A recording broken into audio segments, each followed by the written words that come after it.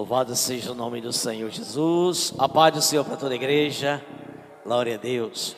Me dá só um pouquinho mais de retorno para. Glória a Deus. Amada igreja, estamos aqui mais uma vez reunidos na casa de Deus para glorificar e adorar o seu santo nome, que é precioso, que é digno, que é merecedor. E também para estar celebrando 11 anos de existência do departamento de missão desta igreja. Estou feliz por ter sido agraciado para ministrar neste 11º aniversário. Essa igreja sempre foi missionária. Ela não só tem missão a partir da existência do grupo de missão. Então ela sempre foi uma igreja missionária, sempre foi uma igreja evangelizadora. Agora foi decidido instituir um grupo de missão. E a partir de que ele foi instituído, organizado, é que a partir desse momento é contado o grupo de missão. Mas a igreja sempre sendo missionária. E alguns passaram na liderança desse grupo de missão, mas quando ele começou a realizar cultos festivos, quem estava à frente da liderança era o Pedro, né? Bom Pedrinho, hoje o baterista, né? Então a primeira festa, o primeiro aniversário deste departamento de missão foi realizado no dia 12 de outubro de 2014, um domingo, o segundo domingo de outubro de 2014, fazia o primeiro ano. E Pedro, apoiado por sua esposa Mandecilane, foram aqueles que foram os privilegiados de estarem à frente do grupo de missão e organizaram a primeira festa, e foi uma grande festa, como está também acontecendo hoje. E de lá para cá, o grupo de missão teve seus momentos de glória, seus momentos de muita obra realizada, teve seus momentos de oscilação, teve seus momentos de estagnação, depois seus momentos de renovação. Está aqui de novo o grupo de missão em plena atividade, mas passou à frente da missão da igreja o irmão Luciano, que é genro, né, do irmão Gilberto Moncheiro, também foi líder de missão. Teve à frente da missão Carlos Queiroz, com Daniel, tiveram à frente da obra missionária. E tivemos à frente da missão aqui também. Hoje não está mais conosco, irmão Antoniel, também esteve à frente de missão. Irmão Paulinho assumiu logo após, quando o irmão Antoniel saiu. Irmão Paulinho, que hoje ele é dirigente de congregação da Igreja de Deus no Brasil, quando também se congregava conosco, né? Depois do grupo de missão, ele deu uma parada e ressurgiu, agora mais recentemente, e está com plena atividade hoje à frente, né, do grupo de missão. Diácono Osmar, também tem o irmão Pedro Mendonça, irmão Dito, irmão Marcos, né? Então esse quarteto aqui são aqueles que presidem o grupo de missão, mas eles conseguiram já atrair muitos para participar desse grupo de missão. Muitos do coral masculino, Cós da Harpa, participa do trabalho de missão. E aqui nós temos esses painéis aqui, com as fotos de vários trabalhos realizados pelo grupo de missão, cultos durante o dia, chamado cultos relâmpagos, cultos à noite, grandes cultos realizados à noite, tendo à frente o grupo de missão, vidas que já se renderam a Cristo. Então a obra voltou a ser realizada pelo grupo de missão, e hoje estamos aqui para celebrar a existência do grupo de missão em seu 11º aniversário.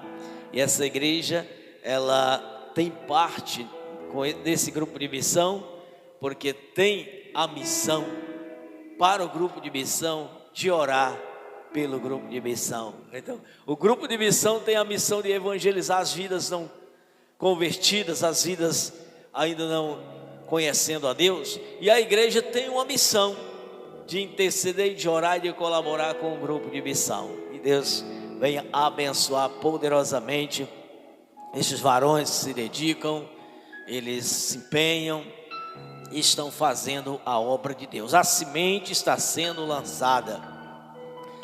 E eu tenho certeza que quando esta semente ela começar a germinar e a produzir, vai ser grande a colheita.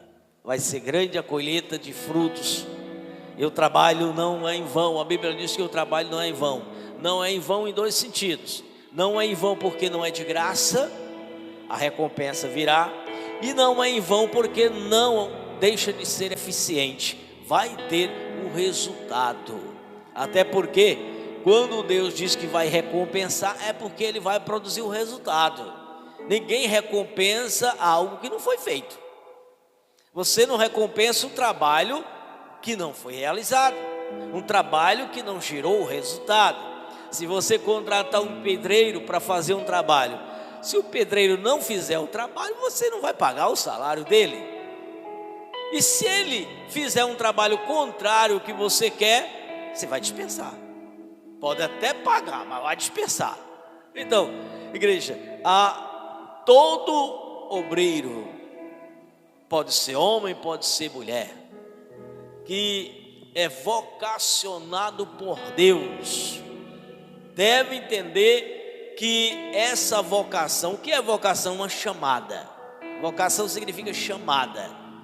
Você pode entender vocação num sentido mais gramatical, mais no sentido para nossa língua, no português, como sendo alguém com habilidade de fazer alguma coisa, alguém que tem vocação, ou seja, tem uma habilidade em algum trabalho, é habilidoso, é eficiente em algum trabalho, sempre fulano, e é dedicado, e assim, fulano é vocacionado. Isso é o termo da palavra vocação na nossa língua portuguesa. Mas se você for levar para o termo bíblico, você tem que levar para um sentido mais teológico. E lá significa alguém chamado por Deus. Vocação, alguém chamado por Deus. E a Bíblia diz que todos aqueles que Ele vocaciona, Ele escolhe. O que significa isso? Ele chamou. Se Ele chamou, então Deus tem um propósito. Deus vai chamar alguém? Só para os irmãos terem ideia aqui. Vem aqui, irmão Guilherme. Teologicamente falando, isso é uma chamada. Nada não, vai lá.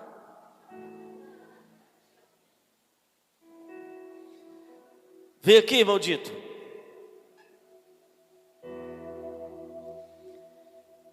Vá ali, sente 5 minutos ali do lado desses adolescentes.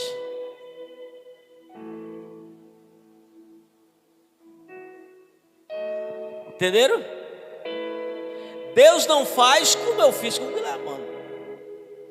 Chamar e dizer, nada não. Deus faz como eu fiz com o maldito. Dei uma missão para ele. Chamei e dei uma missão. E quando Deus dá uma missão, Ele dá as condições para que haja resultado na missão, para que haja eficiência, para que haja frutos do trabalho da missão. E como Ele garante?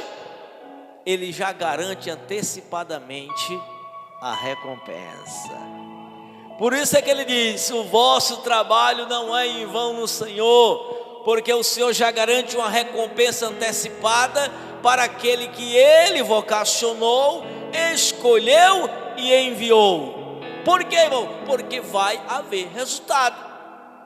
Porque foi Ele que mandou. Vai dar as condições, vai dar as ferramentas, vai dar a capacidade, vai dar a habilidade. Não são as habilidades humanas na vocação, no sentido da língua portuguesa, habilidades humanas aplicadas. Não, é vocação em termo divino. É Deus que capacita, que qualifica e que dá o resultado. Nós somos só instrumentos usados.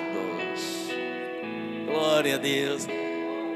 Por essa razão é que Paulo, todo capacitado pela teologia, do estudo, pelas experiências do convívio com autoridades, pela habilidade que adquiriu na competência do ensino de Gamaliel, e era um homem vocacionado, mas quando ele recebeu a vocação de Deus, sabe foi o que ele diz acerca daquilo que era qualificação natural, da busca da sua própria habilidade intelectual? Ele diz que aquilo era escória, comparando com aquilo que Deus lhe deu, com aquilo que Deus lhe capacitou. O conhecimento adquirido pelo estudo e o conhecimento adquirido pelas revelações divinas, pelo discernimento divino. Então ele disse: tudo que eu tinha antes era escória. O que é escória, irmãos? É algo que é muito inferior. Ele não disse que era inútil, ele só disse que era escória em relação ao que Deus lhe entregou. Já passou 5 minutos, Mondito? Glória a Jesus, louvado seja o nome do Senhor Jesus. Só para você entender isso. Então, você se sente vocacionado por Deus? Se Deus te vocacionou, se foi Deus que te chamou, então Ele tem uma missão para você. Ele não te chamou só para te chamar. Vem cá. E fazer como eu fiz com o meu Glemano. Vem cá, não é nada não. Foi um erro de chamada? Deus não tem erro. Deus não erra a chamada, irmãos. Pode até o chamado dificultar. Pode até o chamado, porque é humano, negligenciar. Mas Deus não erra a chamada e a obra não deixará de ser feita. E nós temos o conhecimento no Velho Testamento de homens que vocacionados por Deus e que no decorrer do serviço da missão eles deram uma atrapalhada, porque se embaraçaram com alguma coisa, não focaram a sua missão, não se tocaram da vocação e deram algumas atrapalhadas na vida, mas terminaram a missão, porque Deus chamou, escolheu e enviou, e vai ter que terminar. Nem que conclua a obra na sua última hora de vida, mas conclui, como o caso de Sansão. Sansão terminou a obra, ele fez a obra que Deus lhe vocacionou, atrapalhou um tempo, mas não impediu, e na última hora da sua vida ele fez a realização da obra do Senhor. Morreu, mas concluiu, porque não fica sem concluir. Agora, igreja, tem chamadas da parte de Deus, pelo menos eu conheci uma e tem uma registrada na Bíblia, que apesar de ter sido feito o serviço, aquele vocacionado, ele não herdou a recompensa, porque para ele não haveria uma recompensa, só um descartar, porque era para cumprir aquilo que estava escrito: Judas Iscariotes. Irmão, Judas Iscariotes, ele foi descartado. Mas por quê? Porque a natureza dele era essa.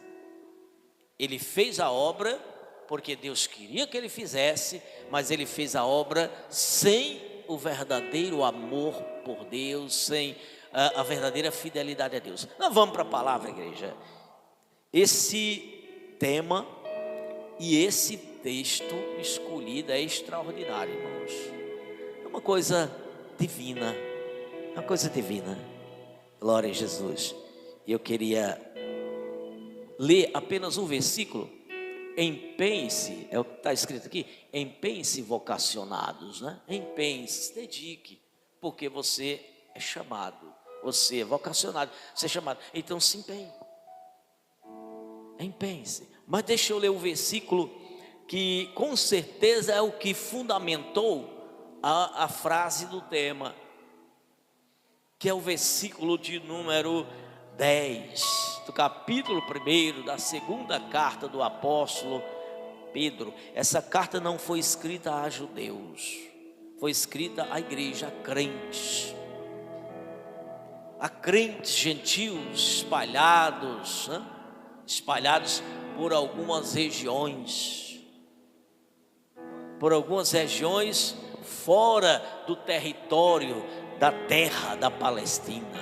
Glória a Deus. Diz assim o versículo 10, apenas o versículo 10. Tem algumas traduções diferentes, mas nós estamos com a corrigida, que diz: portanto, irmãos, procurai fazer cada vez mais firme a vossa vocação e eleição, porque fazendo isto, nunca jamais tropeçareis. Podem sentar em nome de Jesus. Nunca jamais tropeçarei, ou seja, cairei. É usado a palavra tropeço para você entender que é a queda. Tropeço é o que acontece primeiro. Tropeço antecede a queda. Mas quem faz firme, se dedica com empenho, com amor, com ardor, com dedicação, a sua vocação e a eleição, você vai atuar porque você foi vocacionado, chamado, mas você foi escolhido, e quando foi escolhido, recebeu uma missão e você foi enviado. E todos que se dedicam com empenho, com firmeza, sem vacilo, sem negligência, sem acomodação, sem preguiça, amados irmãos, nunca, nunca, nunca vai cair. Nunca vai cair. Porque nunca vai tropeçar. Irmãos, quem está focado naquilo que Deus passou, naquilo que Deus determinou, naquilo que Deus te deu de visão, de missão, de tarefa, e Deus faz isso, irmãos, chegar ao teu conhecimento com perfeição. Ele não deixa dúvida daquilo que Ele te comissiona, daquilo que Ele te responsabiliza. Ele deixa você com consciência de como deve fazer.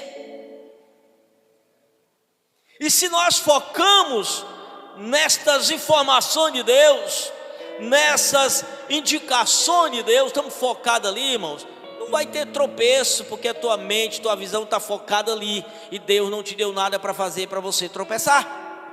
Deus não deu nada para você fazer para você cair e não concluir. Porém, se alguns tropeçam, é porque não estão focados, é porque não há firmeza na dedicação. Tropeça, paralisa e não continua. Alguns até deixam-se erguidos, deixam-se levantados depois e voltam para a sua missão, reconhecendo que há uma vocação. Outros não continuarão, ficarão caídos. A igreja de Éfeso, o pastor da igreja de Éfeso, na época da revelação do Apocalipse, era um pastor caído. Era um pastor que havia tropeçado. E o Senhor Jesus diz para ele, por meio da carta escrita por João, aquela carta que é escrita às igrejas que estão na Ásia Menor, ou as cartas de Apocalipse, e é a primeira carta escrita por João e ditada por Jesus. Na primeira carta é revelado que tem um pastor caído, tem um pastor que tropeçou. E a Bíblia diz para ele, Jesus diz para ele: lembra de onde caíste, te arrepende-te, retorna e volta ao primeiro amor. Ou seja, retorna para a chamada, para a vocação e para a missão.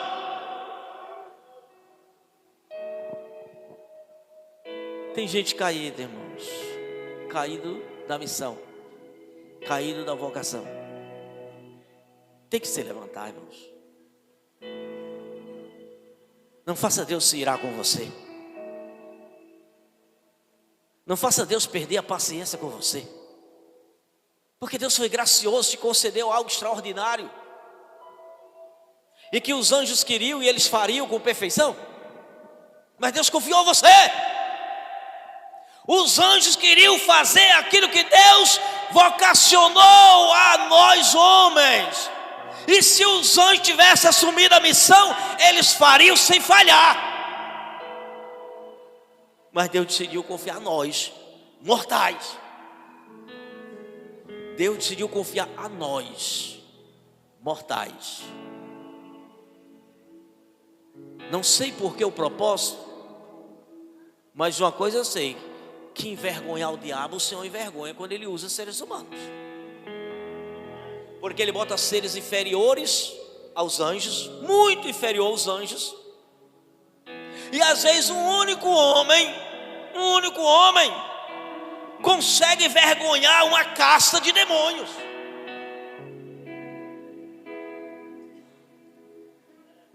Às vezes um único homem, ele consegue envergonhar, derrotar uma casta de anjos. Demônios são anjos. E que um só anjo pode derrotar muitos homens. E Deus age e faz o inverso. O único homem mortal, que não é páreo para nem o menor dos anjos, o Senhor faz o único homem mortal derrotar muitos anjos. Mas por quê? Porque Ele vocacionou, Ele escolheu, Ele enviou, capacitou, igreja. Ele deu o poder, Ele deu a capacidade. E há o poder sobre aquele que está na missão. Mas tem algumas coisas interessantes aqui. E deixa eu colocar essas coisas interessantes aqui. O texto, ele é iniciado no versículo 3. Foi usado um texto. Aqui apenas tem um tema resumido. Um tema resumido. Empenhe-se vocacionado. Empenhar, irmão, significa dedica-se. Te envolve. Te doa. Te lança na missão que Deus te deu. Sem reserva. Titubeando não. Com dois pensamentos não. Vai firme. Deus me chamou. Deus me escolheu. Deus me enviou. É algo extraordinário, irmão. Isso é privilégio. Vou honrar o meu Deus. Vou honrar a missão. Até porque, irmãos, quem vai ganhar é você. Não é Deus que vai ganhar, não. Quem vai ganhar é você. Porque a obra que Ele responsabilizou a você vai ser feita. Mas o bom é ser feita por nós. E no final nós temos uma recompensa. E não simplesmente um descarte. Recompensa. Ser recompensado primeiramente com a morada eterna. E ainda poder receber o galardão. A recompensa é um galardão, igreja. Será que nós não estamos nos tocando, irmão, que tem algo grande ainda nos esperando? Será que alguém pensa que o que Deus faz é apenas as coisas pequenininhas desta vida? Será que você está satisfeito apenas porque Deus abriu uma portinha de emprego e uma mixariazinha em reais você está ganhando? Você está pensando que é isso que Deus tem para você? Que é essa grande recompensa? Será que é apenas um milagrezinho que você recebeu? Uma curazinha que Deus... Você está pensando que é só isso que Deus tem para você? Isso não é significante, igreja. Você está pensando que é só esse bem-estar que você tem? Eu vivi uma vida angustiada. O pecado me angustiava. O pecado me deprimia. Eu agora sou tão feliz na igreja. Eu canto na igreja. Eu tenho prazer. Irmão, você está pensando que é só isso que Deus tem para você? Isso é uma pequena amostra grátis daquilo que Ele tem reservado como recompensa. Ah, eu sou tão feliz agora, aonde eu passo, as pessoas me desonravam, as pessoas não davam nada por mim, eu não tinha valor nenhum, agora as pessoas me honram. Você está pensando que é só isso que Deus tem para você, irmão? Ser honrado por homem, isso não é nada. Ser honrado por Deus, ser honrado pelos terrenos não é nada, pelos anjos do céu. Se um anjo de Deus te honrar, irmãos, a honra, ela é muito mais elevada do que a honra da maior autoridade desse planeta. A maior autoridade do planeta no momento ainda é o presidente dos Estados Unidos, meio babaca, mas é. A honra daquele homem não chega nem perto da honra do menor anjo dos céus.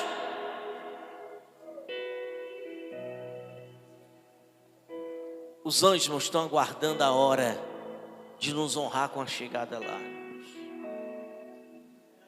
Jesus Cristo está esperando o momento de nos honrar com a chamada daqui dessa terra e a subida para os céus, para adentrar as mansões celestiais. Deus o Pai está entronizado, aguardando o momento em que Ele enviará seu Filho mais uma vez para buscar a sua igreja, para receber você honrosamente nos céus e poder te dar por herança, por meio de Cristo, todas as coisas. Aqui na terra, se você disser todas as coisas, se você for contar, você não conta, porque são muitas as coisas que existem na terra.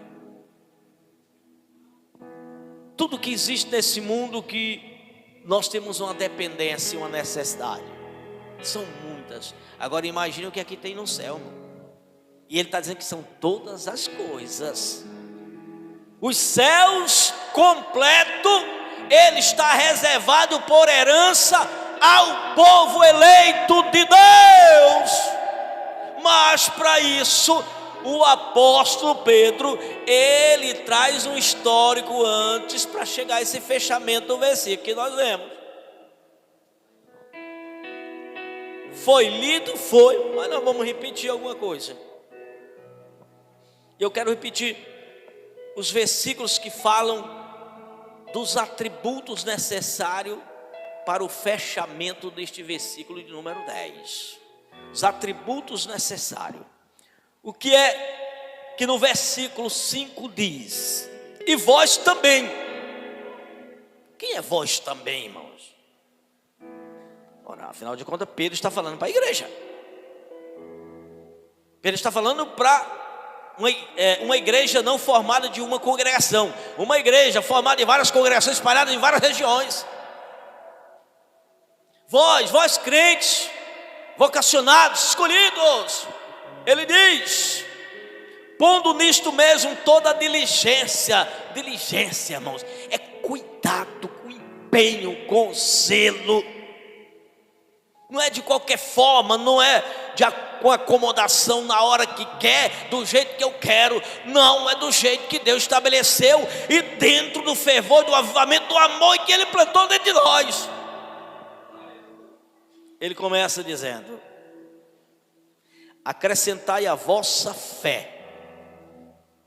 Primeiramente, os escolhidos são plantados fé dentro dele. Começa pela fé. Não dá para ser salvo sem fé. O Senhor plantou fé para que alguém seja salvo, para que alguém aceite a sua chamada e se torne um escolhido. Então começa pela fé, irmãos. Fé aqui é no sentido de crença e fidelidade, no sentido de confiança e fidelidade, lealdade. Pronto, é o primeiro ponto. Quem foi chamado, ele foi escolhido porque a fé inundou o coração, a confiança existiu, uma rendição a este Senhor, e agora sim, é um escolhido de Deus, e o Senhor vai enviar para uma obra a qualquer momento. E a obra, irmãos, ela não vai ser enviada do jeito que nós pastores aqui fazemos, você ouvindo pela voz. Quando às vezes eu comissiono algum dos irmãos aqui, olha, vá para a congregação tal fazer isso aqui. Ó, você hoje vai me representar na congregação tal. Olha, vai ajudar na congregação tal. Isso é uma comissão que eu estou passando e eu estou dizendo para a pessoa. E ela vai porque eu disse, ela ouviu pelos ouvidos. Com Deus a história é diferente, não é ouvir pelos ouvidos, é sentir. Sentir no interior, no seu espírito, o impulso da missão. E você vai sem o pastor saber. Você está impulsionado por Deus e nem o seu pastor sabe. E você vai fazer uma obra que o Espírito está te impulsionando a fazer e teu pastor não sabe.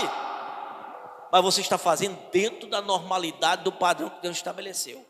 Você não está fazendo para você. Você está fazendo para o reino de Deus. Aquele que sai e faz sem um pastor saber, mas ele faz para ele, criar para ele, esse é vocacionado pelo diabo. Perverteu-se e agora o diabo está usando, aí ele vai fazer para ele. Mas aquele que sai e faz sem mesmo o pastor mandar, até porque o pastor não está sabendo, mas o Senhor já está impulsionando, ele vai fazer e ele vai produzir para onde ele está, para o lugar onde ele está, para a família onde ele está.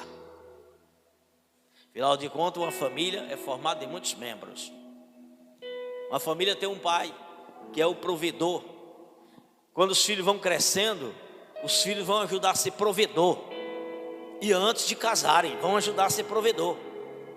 E quando eles começam a ganhar, o filho que está balizado na doutrina do pai, ele vai ganhar, ele vai trazer para dentro de casa. O saláriozinho que ele ganha, vai trazer para dentro de casa para ajudar no orçamento da casa. E já maneirar nas despesas do próprio papai. Porque uma coisa é, uma parte do salário ele ajuda a família e a outra atende suas necessidades. Então já maneirou para o pai. Mas o filho que não anda dentro da doutrina, que é uma doutrina paternal, que essa doutrina é para balizar, fundamentar, edificar, instruir uma família. O filho que não entende isso, quando ele começa a ganhar os seus primeiros salários, ele não ajuda o pai nem a mãe em nada. Aí ele vê que tem uma sobra de dinheiro porque não tem responsável nenhum para gastar. Aí ele vai papocar o dinheiro dele. Porque tem dinheiro sobrando, ele papoca. Perde a responsabilidade ou sequer nunca ganhou. Em vez dele ajudar o pai e a mãe com uma parte e a outra, ele vê, agora isso aqui é para atender minha necessidade. Não, aí está sobrando demais. Às vezes ganha até mais do que o pai. Tudo que o pai ganha dá para atender o básico da família. E às vezes ainda fica um dinheirinho no bolso para dar aquele filho ainda, né? Para dar umas moedinhas ao filho. O filho cresce quando ele não reconhece isso, quando ele não recebeu a verdadeira doutrina, quando ele não guardou no coração. Aí ele vai fazer o quê? Ele vai só, atende sua necessidade e papoca o resto com farra. Filho irresponsável. Do mesmo jeito é o crente, irmão, que ele recebe uma missão, ele vai produzir lá fora, porque o Senhor deu graça, poder e capacitação, mas ele não gera frutos para a igreja, ele não traz o rendimento para a igreja que ele faz parte. Aí ele começa em dado momento a criar uma ideia: eu vou fundar uma igreja para mim. Funda, meu filho, para tu ver. Funda, vai lá. Vai lá, funda a igreja. Para tu ver como o Espírito sai de ti e entra um outro Espírito. A vocação de Deus sai. Deus rejeita. Não tem mais escolha de Deus. Não tem mais capacitação de Deus. Aí tu vai na tua própria capacidade. Aí Satanás é que entra no negócio. Aí fica o negócio meio... Aí vira a sinagoga do diabo. As congregações que não são de Deus não estão no Espírito de Deus. Mas vamos ver aqui. Primeiramente tem a fé. Aí o que é que o apóstolo que orienta? Meu irmão, não basta fé. Tem gente que diz, não, tendo fé é suficiente. Não é bíblico, irmão, isso aí. Não, se eu tiver fé é suficiente. Não é. Fé sem obras, ela é morta. Fé sem a produção dos atributos que deve acontecer e se manifestar a partir da fé, não é uma fé oriunda de Deus, não é uma fé real, não é uma fé viva, não é um dom de Deus, é apenas o intelecto da pessoa, falível, frágil, perecível e o pior de tudo, né, corrompível. Olha o que é dito. Vamos ver aqui. O que é que nós devemos acrescentar à fé? A virtude. Se você já tem fé, então traz virtude. Pede que Deus vai dar essa virtude. Vem dele, são atributos. Pede, porque a fé te dá acesso a Deus. A fé te dá confiança nele. Ele te deu a fé para que você agora comece a buscar a Ele, estar mais perto dEle. E aí você vai começar a pedir o que você necessita. Aí você vai ser um instrumento de Deus extraordinário, porque tudo que você está precisando, você vai pedir a Deus. Então mostra que você está envolvido e capacitado. Mas você bota alguém para trabalhar, e o trabalho é precisar do material, e a pessoa até agora não te pediu o material. Ele está trabalhando, se feliz? Ele está se empenhando? Não, se o material não foi entregue e o dia vai passando e ele não pediu o material, então ele não está trabalhando, ele não está empenhado, ele não está se dedicando. Porque aquele que tem compromisso com a chamada, com a vocação e com a missão, ele, quando vai sair para a missão, para a obra, ele já vai pegando o material que precisa, ele já vai pedindo. Os irmãos aqui, quando vão sair para a missão, tem uns panfletos, não tem? É distribuído com você ou não é? E os que não receberam, sai assim mesmo, sem perguntar nada. Tem um panfletozinho para mim não? Simplesmente sai, não chega nem para o responsável da liderança.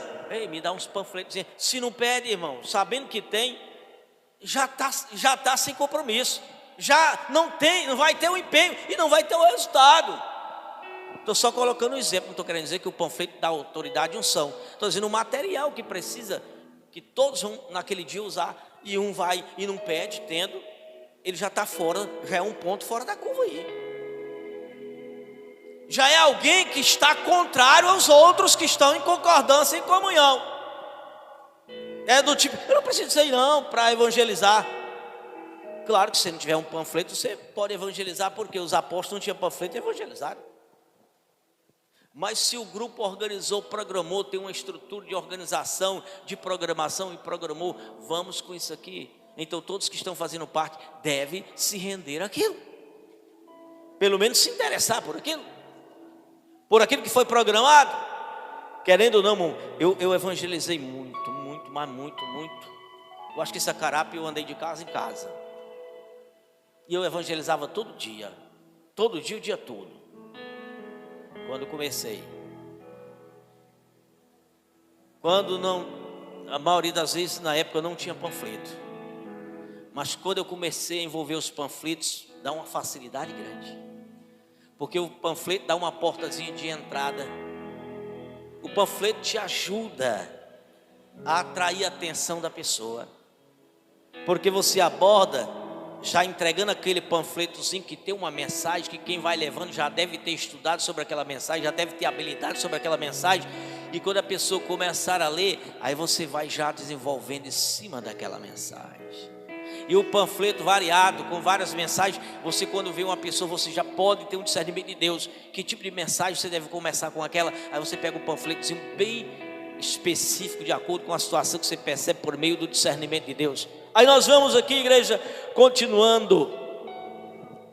Virtude é uma disposição que todos têm para fazer o bem.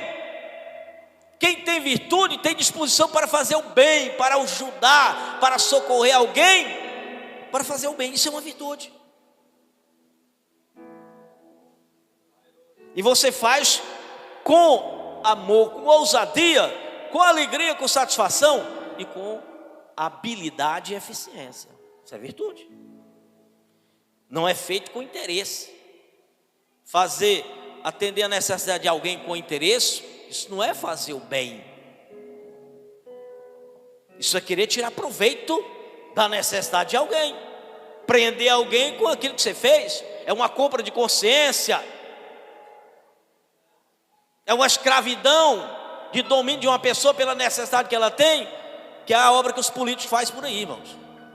Ninguém vinha me dizer que a maioria desses políticos, principalmente na campanha, eles fazem por virtude. Não é por virtude, irmão. Eles fazem no intuito de ganhar o voto. Então é negociar, até a compra de voto. Eu te faço isso e ele vai me dar o voto. Não é virtude. Virtude, irmão, é você que você não tem nada de interesse na vida de uma pessoa, mas você vê a necessidade dela, você faz. Você faz. Você não visa nada de interesse nela, mas você olha para ela e vê a necessidade dela. E você se compadece com o humano que você é e com uma pessoa que é humana igual a você. Aí você vai lá e socorre. Sim, isso é virtude. Disposição para fazer o bem. Então tem que incluir, irmão. A minha fé, se eu não tiver essa virtude, a minha fé está infrutífera. Ainda tem mais. A Bíblia diz que nós devemos ainda acrescentar a virtude. Já tem virtude? Tem disposição para fazer o bem? Então acrescenta mais.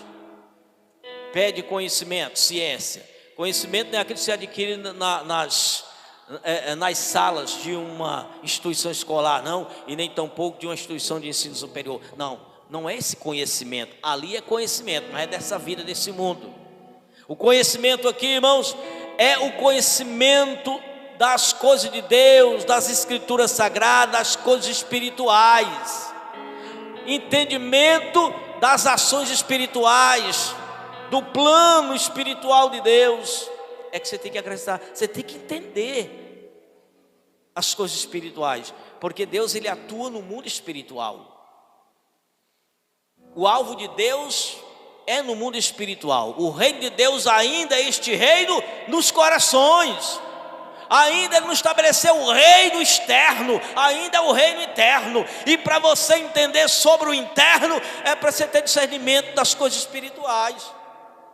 Senão nós vamos nos embananar, nos embaraçar pelos reinos externos, que é o reino natural. Esse reino o Senhor vai estabelecer ainda quando Ele voltar na parousia, que é após o arrebatamento da igreja, 7 anos, Ele vem e vai estabelecer o seu reino.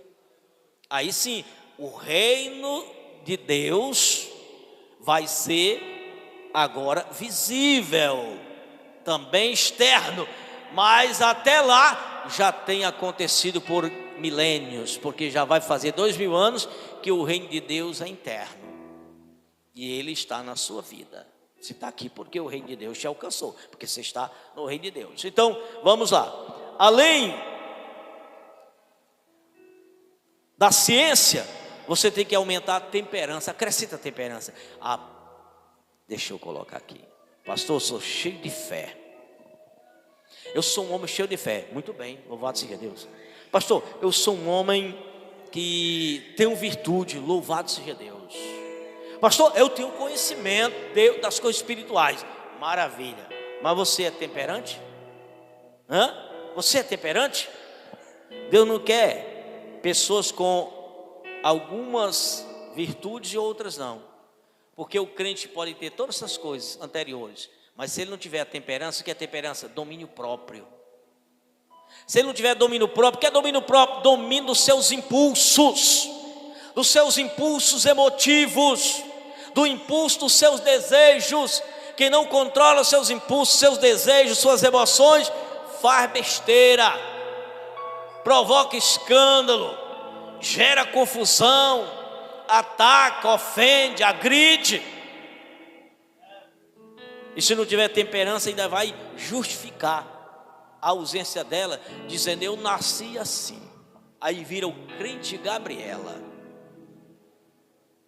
E como tem crente Gabriela? Eu nasci assim, Deus me fez assim. Deus te fez pecador? Não, pelo amor de Deus. Deus não é promotor do pecado. Deus te fez estúpido? Não. Deus te fez ignorante? Não. Deus te fez rebelde? Não. Deus te fez desobediente? Não, não e não. Muito pelo contrário, Ele está agindo para tirar essas mazelas. Ele Ele chamou, Ele escolheu e Ele vai agir para as mudanças. E aqui já é pedido que as mudanças nós temos que tomar as decisões de fazer. Irmãos, o Senhor perdoa os pecados que eu pratiquei. Sim ou não? Se eu pedir perdão de coração, perdoa, como fez com os seus. Mas não é Deus que tem que impedir de eu pecar. Sou eu mesmo que tenho que tomar a decisão de não pecar mais. Se alguém ficar esperando que é Deus que vai impedir de você pecar, vai pecar. O Senhor falou para aquela mulher adúltera: filha, vai e não peque mais. Os teus pecados já perdoei tudo, está tudo anulado, apaguei tudo, mas não peque mais não. Ele falou para aquele paralítico lá do poço de Betesda, quando encontrou o homem cultuando lá na igreja, mas Jesus já fez uma prevenção a ele: olha, não peque mais, senão vai acontecer coisa pior do que já aconteceu contigo. Irmão, o que é pior do que você passar 38 paralíticos sem poder andar, dependendo dos outros? Tem coisa pior do que isso? É morrer no pecado. Morrer, irmão. Morrer é pior do que aquilo. Tem pessoas, irmão, que passa às vezes uma semana sentindo uma ardorzinha inconfortável e diz: é melhor morrer. Sofre nada, é melhor morrer do que viver uma vida dessa. Às vezes a mulher, o marido abandona, ela fica chorando: é melhor morrer, não tem mais sentido. O homem passou 38 anos paralítico, dependendo de tudo dos outros, mas ele queria viver. Ele não desistiu da vida, ele nem achou que a vida não tinha sentido. Tinha sentido, e a minha vida tem sentido, só que eu quero ela que volte ao normal. Eu quero voltar a ser normal. Só que aonde ele estava esperando não ia acontecer nunca. E como ele desejava lá no íntimo, Jesus sonda, ele foi lá e tornou um homem normal. Curou. Tu quer ser curado? Senhor, não tem que me jogue na água. Ah, mas não é lá que eu vou te curar não, vou te curar aqui agora. Só com uma ordem: levanta, anda, pega a tua maca, vai para cá. Ainda bem que o homem foi para a igreja, né, irmão? O homem se converteu, ele foi para a igreja. Jesus depois encontrou ele na igreja, cultuando. Jesus ficou feliz e fez o alerta: meu filho, não peque mais não. Então significa dizer que ele se tornou paralítico por causa de pecado. Não peque mais. E é tão verdade que o pecado, irmãos, o pecado do próprio indivíduo, não estou falando do pecado original não, o pecado do próprio indivíduo gera problema sério, que Paulo, ele fala lá em Coríntios, na carta, o seguinte, né? Da doutrina da Si, capítulo 11, ele diz o seguinte: olha, porque muitos estão enfermos, há muitos doentes, há muitos fracos e muitos que dormem. Por causa de quê? Por causa do pecado. Pecado. Tem algumas doenças que não vêm por causa do pecado da pessoa, mas por causa da consequência geral do pecado do mundo. Mas tem o pecado, tem a doença, tem um problema que vem pelo pecado do próprio indivíduo. E Paulo disse que a igreja de Corinto tinha muita gente que estava doente, porque indivíduos que estavam pecando.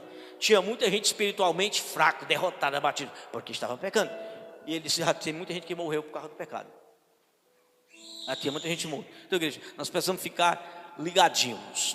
Mas o que eu estou aqui ministrando vai ser suficiente. Vamos encerrar agora, igreja, só citando o resto, sem comentário nenhum. Então você vai acrescentar a temperância, a paciência. Você vai acrescentar a paciência, a piedade. Piedade é o ato de se compadecer das pessoas que estão sofrendo. Você vai acrescentar a piedade e o amor fraternal. O que é o amor fraternal? O amor entre os irmãos, os crentes se amando de verdade. A pessoa amando o ser humano, mesmo que não é crente, amando de verdade. Amor entre pessoas humanas, isso é o amor fraternal. E fora, ainda você vai acrescentar o que? Além do amor fraternal, você vai acrescentar o que na tradução corrigida chama de caridade, é amor ágape, amor de Deus. Finaliza você tendo dentro de você também o amor de Deus. Irmão, não pode deixar nada fora. São 8 atributos aqui. Se você contar um por um, você vai encontrar 8 atributos junto com a fé que tem que estar em você. Porque se não tiver, o versículo, ele diz o seguinte, depois do versículo versículo 10 diz assim: portanto, portanto, irmãos, procurai fazer cada vez mais firme a vossa vocação e eleição, porque fazendo isto nunca vida, jamais tropeçará, porque assim vos será amplamente concedida a entrada no reino eterno de nosso Senhor e Salvador Jesus Cristo. Mas o versículo 9 diz o seguinte: pois aquele em quem não há estas coisas, aquelas 8 virtudes, ele diz, é cego, ou seja, não tem fé. É cegueira aqui, é falta de fé. Você não consegue ver o que está além. Cego, você só fica no natural. Você não consegue ver o que está lá para o sobrenatural. É cego, nada vendo ao longe, havendo-se esquecido da purificação dos seus antigos pecados. Então, irmãos, olha aí como o negócio é sério. É sério, e é por isso que é bom, porque é sério. Esse Deus é maravilhoso. Guarda no coração essa palavra e guarda gravado firmemente no teu coração, na tua mente, essa frase: empenhe-se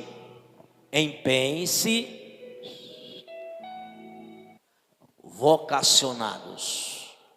Empenhe-se, irmão. Você pode se empenhar em tanta outra coisa e deixa as coisas de Deus em segundo plano. Não faça isso. Faça o que é necessário para a sua vida humana. Lute, até se for preciso trabalhar até noite e dia, faça, mas sem deixar em segundo plano as coisas de Deus.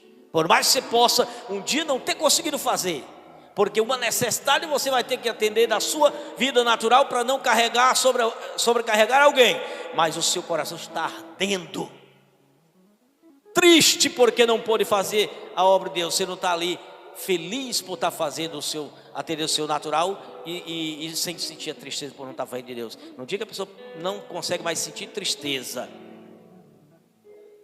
preocupação em não estar fazendo as coisas de Deus, essa pessoa já está morta. Ela só sente prazer no natural, já está morta.